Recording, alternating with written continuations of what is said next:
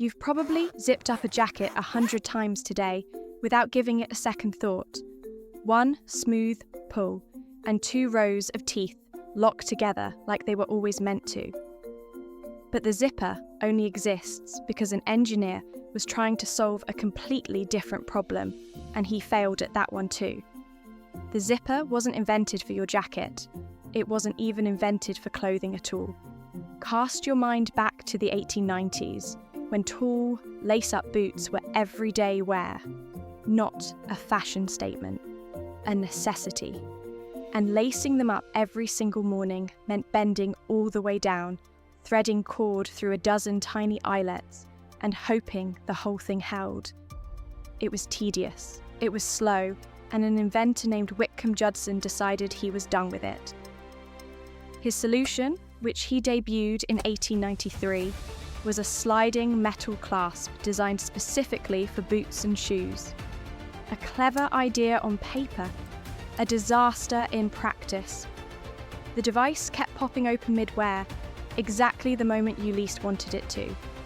It was clunky, unreliable, and the public largely ignored it. By almost any measure, it was a commercial failure. But the concept didn't die. It just needed someone to actually fix the engineering. That someone was Gideon Sunback.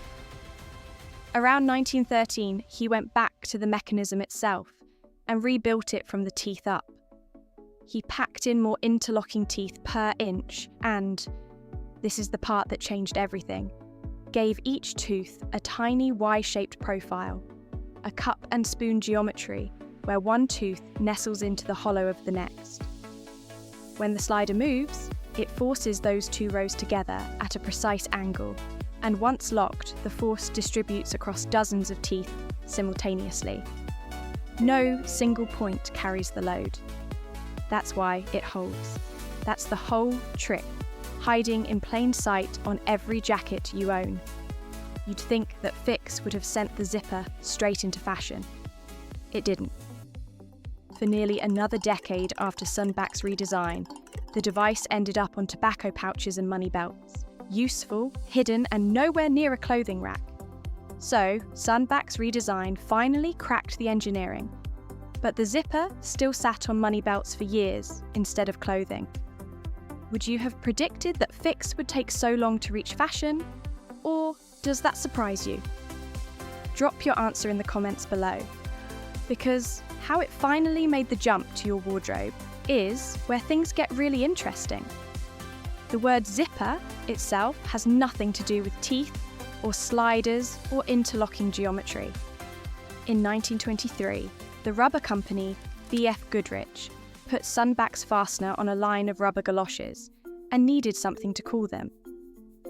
The satisfying zip sound the slider made when you pulled it gave them their answer. They named the boots zippers. The name migrated off the product and onto the device, and it stuck there permanently, which is a small irony. The most recognizable name in fastener history came from a marketing decision about rain boots, not from any engineer's notebook. But naming it didn't mean people trusted it. Buttons had centuries of cultural weight behind them. A button that pops is embarrassing. A zipper that fails mid-wear on a pair of trousers in public felt like a genuinely different category of social disaster. Early adopters faced real suspicion. The mechanism was clever, but trust takes longer to earn than patents take to file. The tipping point arrived in the early 1930s, when menswear designers began putting zippers on trousers and jackets as a modernist statement. And crucially, the mechanism had finally become reliable enough that the embarrassment risk felt manageable. Once men's fashion accepted it, the cascade was fast. Children's clothing followed almost immediately, because a zipper meant a child could dress themselves. Women's fashion adopted it for the back of dresses, a closure that buttons simply couldn't manage without a second pair of hands. The next time you reach for that pull tab, you're completing a gesture that took 40 years of engineering failure, a rubber boot company's naming accident, and fashion's slow, reluctant surrender to something that was never designed to be fashionable at all. The zipper didn't win by being built for clothing. It won by being too useful to keep out.